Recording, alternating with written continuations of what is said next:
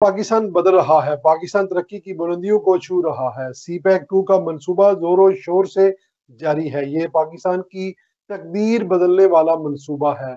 सदर आसफ अली जरदारी और वजीर खारजा नायब वजीर आजम मोहम्मद इसहाक डार, जो इस हुकूमत के ब्रेन हैं, वो इस वक्त चाइना के दौरे पर हैं।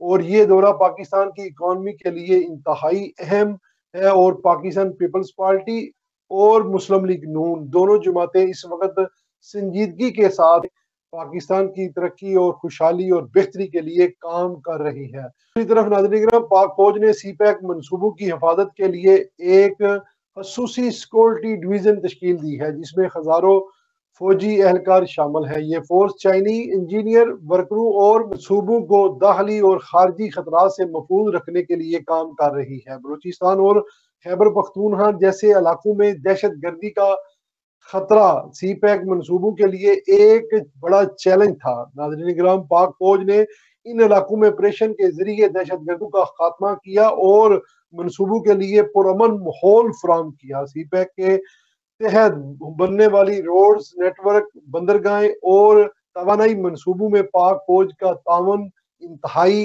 अहम रहा है। खासतौर पर ग्वादर बंदरगाह की तमीर और तरक्की में पाक फौज का मरकजी किरदार रहा है।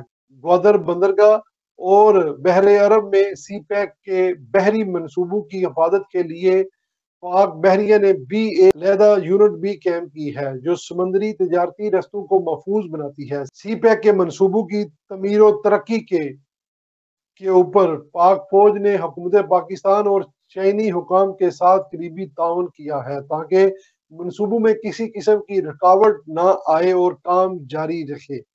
पाकिस्तान की तमीर और तरक्की में कोई खुदाई आफत आ जाए इस मुल्क में, आपको वहाँ पाक फौज के जवान मिलेंगे। पाक फौज के जवान हर एक महाज के ऊपर पाकिस्तान और पाकिस्तान की आवाम के साथ खड़े हुए आपको नजर आएंगे।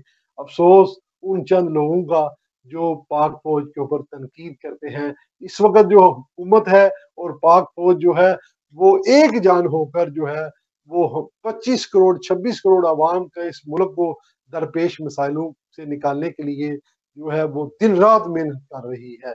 हम सलाम पेश करते हैं आर्मी चीफ सैयद आसम मुनीर को और हुकूमत वक़्त को, जो इस वक्त अनथक जो है वो मेहनत कर रहे हैं पाकिस्तान को दरपेश मसाइल से निकालने के लिए। अल्लाह इनकी हिफाजत फरमाए और इन्हें कामयाबी अता